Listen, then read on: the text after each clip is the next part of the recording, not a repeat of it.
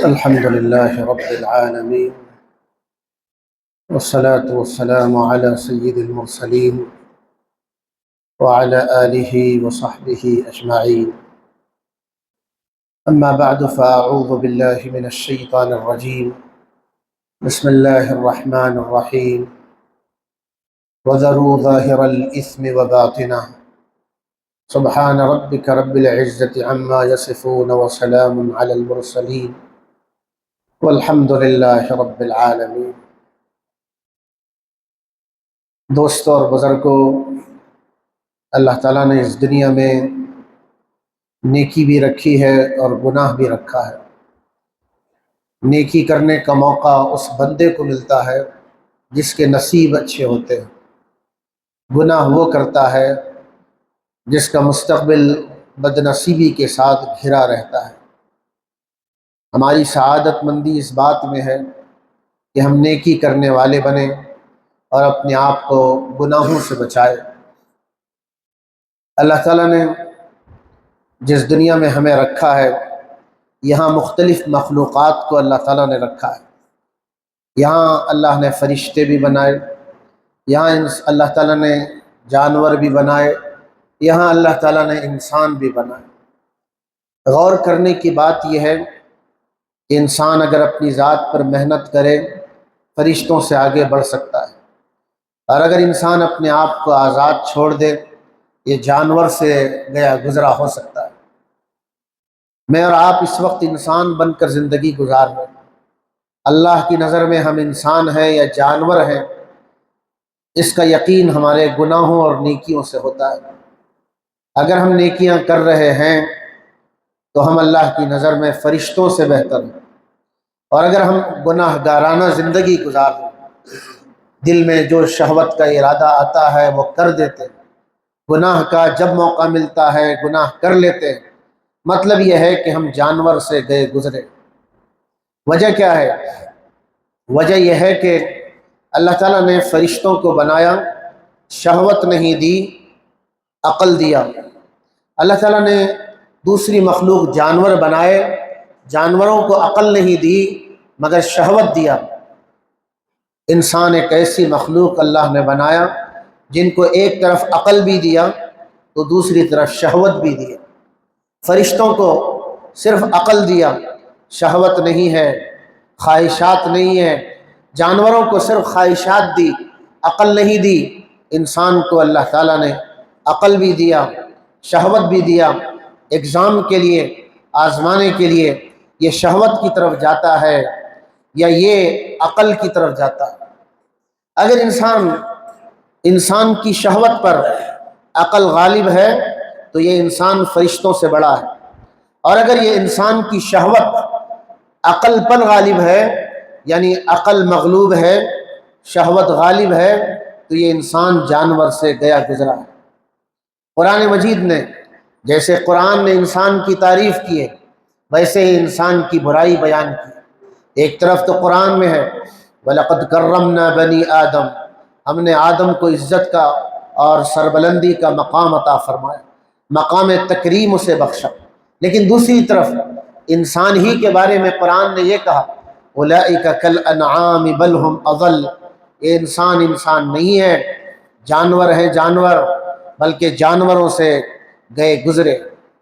یہ ساری باتوں کو ہم اپنے سامنے رکھیں، سوچیں اور غور کریں، میری زندگی شہوتوں میں گزر رہی ہے یا طاعتوں میں گزر رہی ہے؟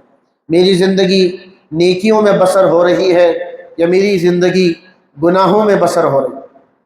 یقین مانیے اللہ کے گھر میں ہم بیٹھے ہوئے، مجھے یہاں سے یہ فیصلہ کر کے جانا ہوگا میں جانور ہوں یا فرشتوں سے زیادہ اللہ کے پاس میری عزت۔ اگر میں جھوٹ بولتا ہوں، زنا کرتا ہوں، چوری کرتا ہوں، دھوکہ دیتا ہوں، خواہشات پر چلتا ہوں، شہوتوں میں دن رات گزارتا ہوں، مجھے اپنے آپ کے بارے میں یہ فیصلہ کرنا ہوگا کہ مجھ میں اور جانور میں کوئی فرق نہیں۔ اور جانور سے میں کیوں گیا گزرا ہوں؟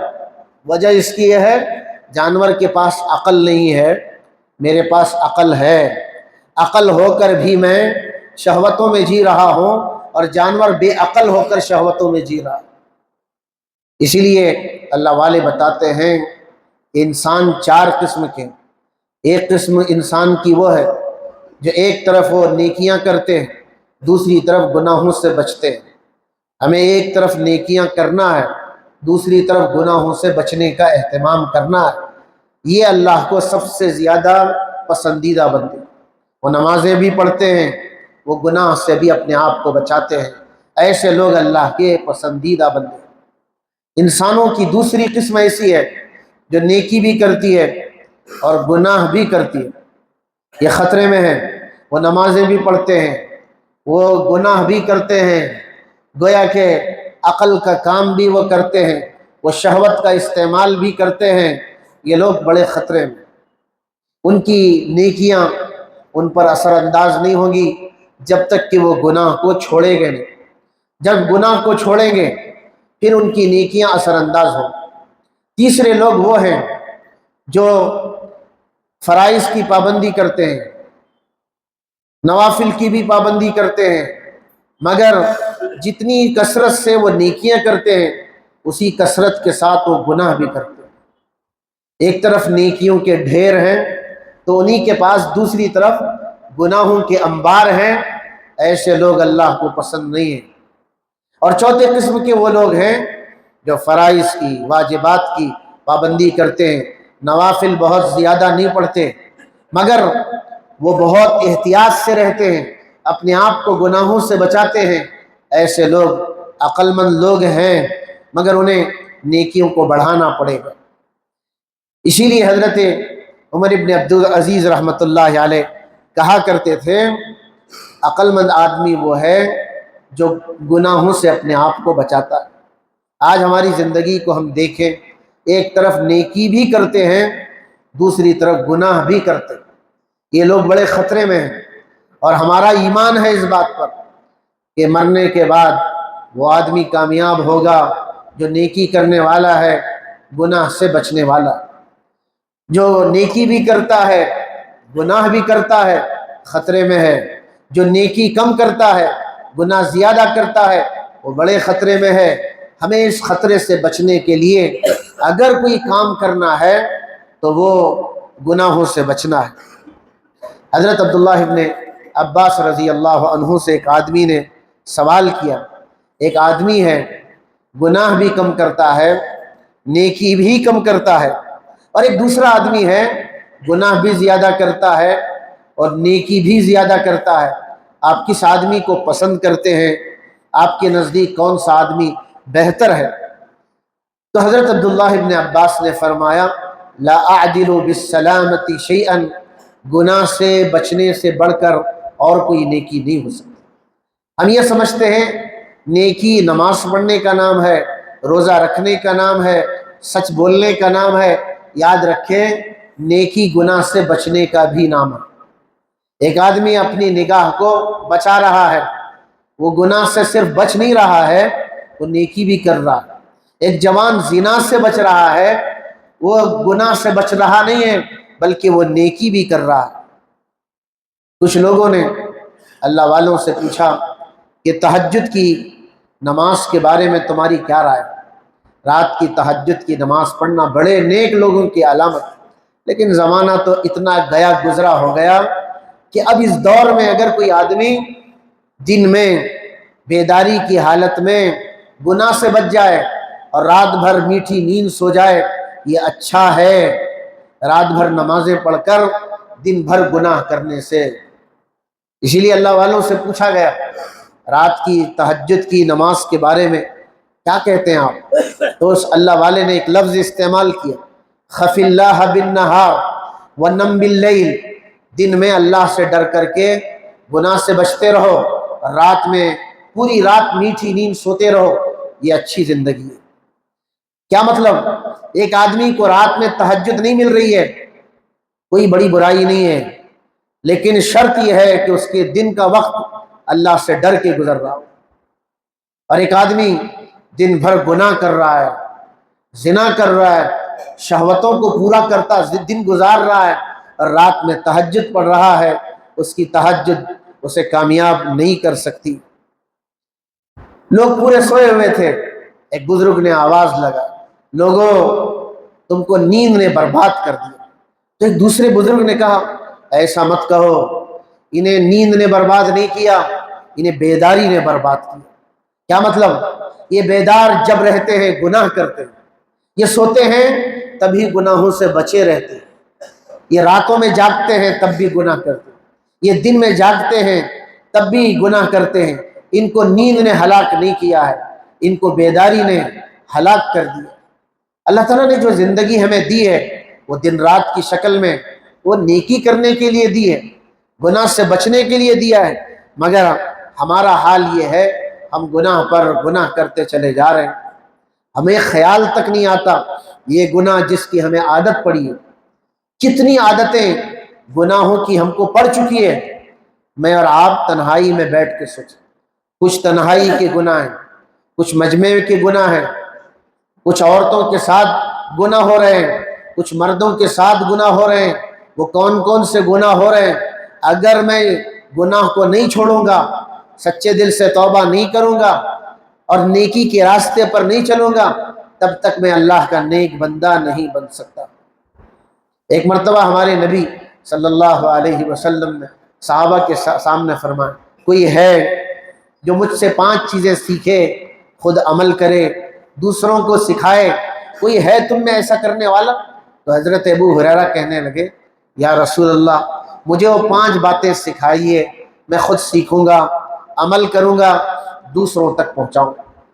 حضور نے پہلی بات سکھائی، اتق المحارم تکن اعبد الناس، اللہ سے ڈر کر زندگی گزارنا تو عابد بن جائے گا۔ عابد کس کو ہم سمجھتے ہیں؟ نماز پڑھنے والے کو، نیکی کرنے والے کو ہم عابد سمجھتے ہیں، اور حدیث میں عابد اس کو کہا گیا جو اپنے آپ کو گناہ سے بچاتا ہے۔ اگر ہم اپنے آپ کو گناہوں سے بچائیں گے تو نیکی آسان ہوگی۔ ہم نماز کیوں چھوڑتے ہیں؟ گناہ ہم سے نہیں چھوٹ رہے ہیں۔ جو آدمی گناہ چھوڑ دیتا ہے اس آدمی کے لیے نیکی کرنا آسان ہو جاتا ہے۔ اور یقین مانیے جس آدمی کو نیکی مشکل محسوس ہو رہی ہے، یہ علامت اس بات کی ہے کہ ابھی اس نے گناہ سے توبہ نہیں کیا ہے۔ اگر وہ گناہ چھوڑ دیتا اور سچے دل سے توبہ کر لیتا، اللہ تعالیٰ نیکی اس کے لیے آسان کر دیتا۔ یہ بات اللہ نے، ہمارے نبی نے پہلے جملے میں فرمائی، اور دوسری بات فرمائی وَارْضَ بِمَا قَسَمَ اللَّهُ لَكَ تَكُنْ أَغْنَى النَّاسِ۔ تو مالدار بننا چاہتا ہے تو لوگوں کے پاس اللہ نے جو کچھ تقسیم کیا ہے اس سے نا امید ہو جائے۔ لوگوں کی دولتیں وہ تیرے لیے نہیں ہیں، تو امید اٹھا لے، اللہ پر امید کرنے والا بن جا، تو سب سے مالدار بن جائے۔ پھر آپ نے تیسرا جملہ فرمایا احسن الی جارک تکن مؤمنا، اپنے پڑوسی کے ساتھ احسان کا معاملہ کرنا تو ایمان والا ہو جائے۔ یعنی ایمان والا ہونے کے لیے حضور نے پڑوسی کے ساتھ احسان کا معاملہ کرنے کی تاکید کی۔ اور چوتھی بات فرمائی مسلمان ہونے کے لیے وَأَحِبَّ لِلنَّاسِ مَا تُحِبُّ لِنَفْسِكَ تَكُنْ مُسْلِمًا، جو تو اپنے لیے پسند کرتا ہے دوسرے کے لیے بھی وہی پسند کر، تو مسلمان بن جائے۔ آپ نے 5ویں بات فرمائی وَلَا تُكْثِرِ الضِّحْكَ، زیادہ ہنسنا نہیں، زیادہ سے زیادہ ہنستے رہنا یہ اچھی بات نہیں ہے۔ فَإِنَّ كَثْرَةَ الضِّحْكِ تُمِيتُ الْقَلْبَ، اس لیے کہ زیادہ ہنسنے سے دل مردہ ہو جاتا ہے۔ یہ حدیث ہمیں نصیحت کرتی ہے کہ ہمیں کیسے زندگی گزارنا ہے۔ ان باتوں سے ایک بات ہمیں صاف معلوم ہوتی، ہمیں جتنا نیکیوں میں چستی دکھانا ہے، ہمت دکھانا ہے، نیکی میں آگے بڑھنا ہے، ویسے ہی ہمیں چستی گناہوں سے بچنے میں بھی دکھانا ہے۔ اگر ہم گناہ کر رہے ہیں اور نیکی بھی کر رہے ہیں، یاد رکھیے نیکی کا اثر باقی نہیں رہتا۔ جیسے آپ اپنے کمرے میں اے سی بھی لگا دیں اور کھڑکی بھی کھلی رکھ دیں، باہر کی گرمی اندر آئے گی، اے سی کا اثر نہیں ہوگا۔ ایسے ہی ایک آدمی نیکی بھی کرے، گناہ بھی کرتا رہے، نیکی کا اثر محسوس نہیں ہوتا۔ آج ہم یہ جو کہتے ہیں میں مسلمان تو ہوں مگر مسلمان کی میں لذت محسوس نہیں کرتا، میں مومن ہوں مجھے ایمان کی لذت محسوس نہیں ہو رہی، میں نمازی ہوں مگر مجھے نماز کی لذت محسوس نہیں ہو رہی ہے۔ وجہ اس کی یہ ہے ہم نمازیں بھی پڑھ رہے ہیں، گناہ بھی کر رہے ہیں، ہم نیکی بھی کر رہے ہیں، اللہ کی نافرمانی بھی کر رہے ہیں، جس کی وجہ سے نیکی کے اثرات ختم ہوتے چلے جا رہے ہیں۔ حضرت عمر ابن عبدالعزیز رحمۃ اللہ علیہ کہتے تھے میں یہ چاہتا ہوں میں فرض اور وتر کے علاوہ کوئی نفل نماز نہ پڑھوں، میں فرض زکوٰۃ دے دوں کوئی نفلی صدقہ نہ کروں، میں فرض روزے رکھوں کوئی نفل روزہ نہ رکھوں، اور میں فرض حج کروں کوئی نفلی حج نہ کروں، لیکن میں اپنی پوری انرجی کو اور اپنی طاقت کو حرام چیزوں سے بچنے میں لگاؤں، یہ میرے لیے بہتر ہے نوافل کا اہتمام کرنے سے۔ ایک آدمی حج پر حج کر رہا ہے، ہر سال عمرے کو جا رہا ہے، تہجد کی نماز پڑھ رہا ہے، اشراق اور چاشت اور اوابین کی نمازیں پڑھ رہا ہے، مگر گناہ چھوڑا ہوا نہیں ہے، وہ بڑے خطرے میں ہے۔ اس لیے اللہ تعالیٰ میرا اور آپ کا روزانہ توبہ کا انتظار کر رہا ہے۔ اللہ کیا چاہ رہا ہے؟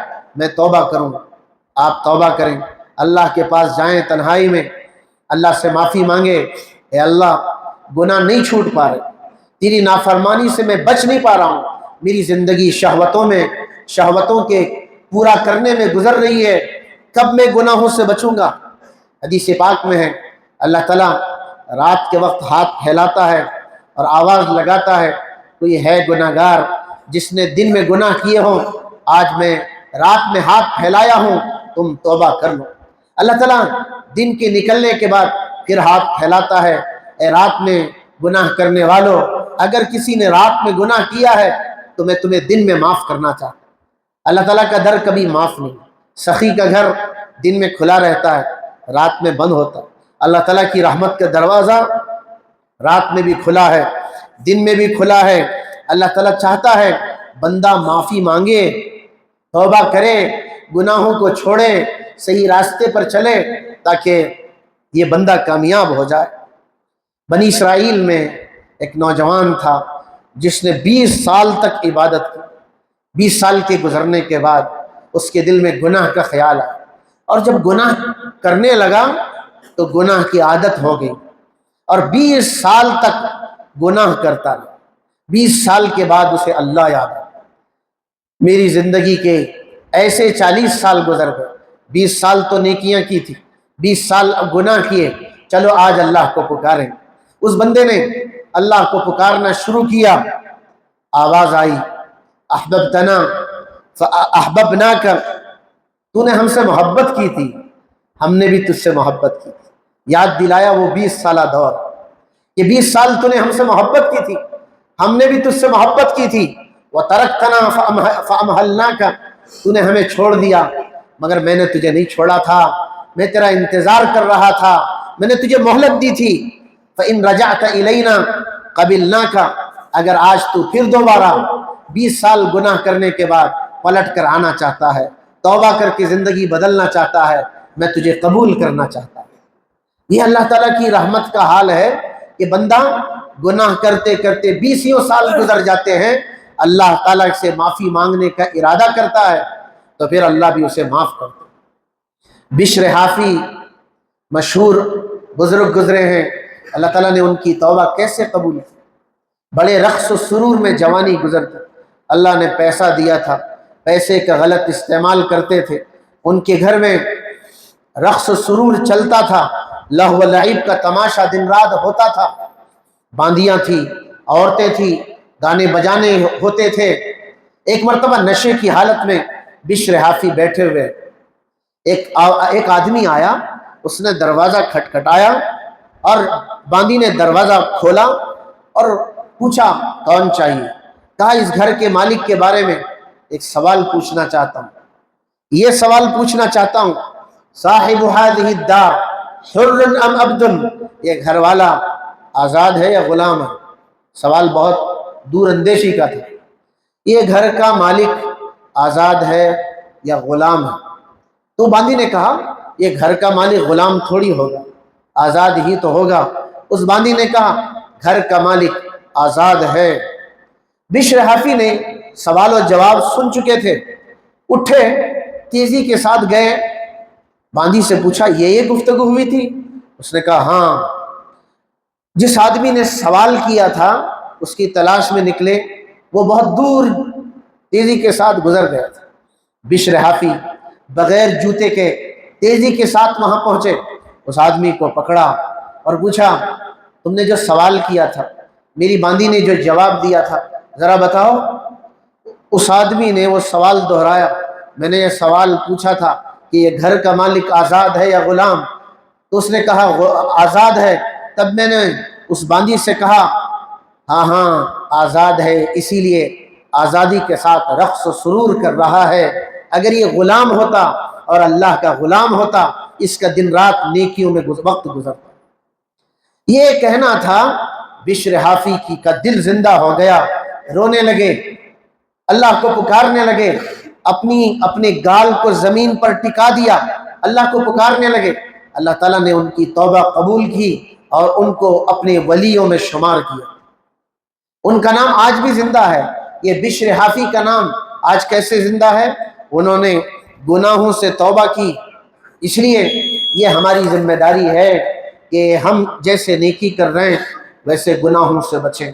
آج کے زمانے میں یقین مانیے دوستو، نیکی مشکل ہوتی چلی جا رہی ہے، گناہ آسان ہوتا چلا جا رہا ہے۔ اگر ہم نیکی کریں گے، گناہ سے بچیں گے، جنت ہمارے لیے پکی ہے۔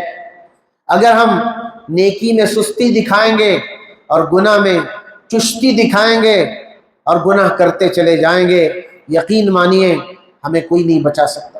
آج کے زمانے میں گناہ بہت کثرت سے ہو رہے ہیں۔ قرآن نے یہ نصیحت کی ہے وَذَرُوا ظَاهِرَ الْإِثْمِ وَبَاطِنَهُ، کچھ گناہ ظاہر کے ہیں، کچھ گناہ باطن کے ہیں۔ ظاہر کے گناہوں سے بھی بچنا اور باطن کے گناہوں سے بھی بچنا۔ اللہ تعالیٰ عمل کی توفیق عطا فرمائے۔